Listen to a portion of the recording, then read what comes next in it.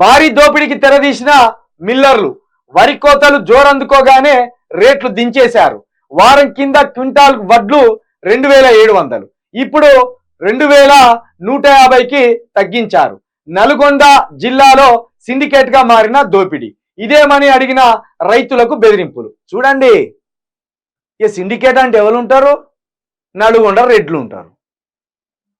నల్గొండ రెడ్లు రైతులను పీల్చి పిప్పి చేసి వాళ్ళని ఆగం చేసే పని చేస్తాను, వాళ్ళని దోసుక తినే పని చేస్తాను.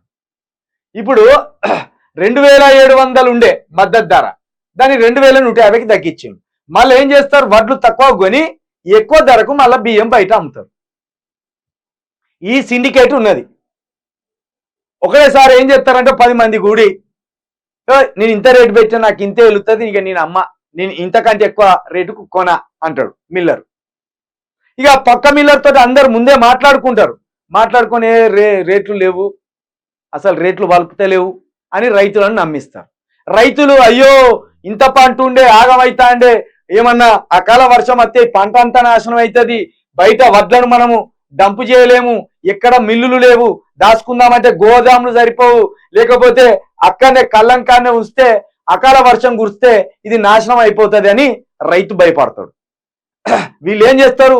10 రోజులైనా 20 రోజులైనా అంత సిండికేట్ అయింది కదా మిల్లర్లు, మాకు అవసరం లేదు అని రైతులను భయపెట్టించి 15 రోజులైనా 20 రోజులైనా కొన్నారు. రైతు ఏం చేస్తాడు? ఒకవైపు తెచ్చినా అప్పు పెరిగిపోతుంది, మరొక వైపు బయట ఉంటే ఈ ఎండాకాలంలో అకాల వర్షం ఏదన్నా వస్తే ఈ అమ్మని పంట అంతా ఆగమైపోతాయన్న భయంతో ఆఖరికి రైతులు లొంగిపోయి మిల్లర్లు చెప్పిన ధరకే అమ్మే ప్రయత్నం వస్తుంది. అలాంటి ఒక దుర్మార్గమైన ఆలోచనని నల్గొండలో ఉన్న రెడ్లు, ఇక వీళ్ళు ఎవరు ఉంటారు? కోమరెడ్డి అనుచరులు ఉంటారు, ఉత్తమ్ కుమార్ రెడ్డి అనుచరులు ఉంటారు, ఇంకో రెడ్డి అనుచరులు ఉంటారు. కాబట్టి తక్షణమే ప్రభుత్వం దీని మీద ఓ ఆలోచన చేసి మిల్లర్లను దారికి తెచ్చి వాళ్ళ చెమడాలు తీసి రైతులను ఆదుకోవాలి.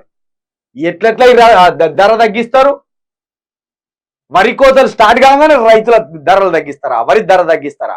ఇంత దుర్మార్గమా ఇది? ఖచ్చితంగా రేవంత్ రెడ్డి, ఇది నీ బాధ్యతే.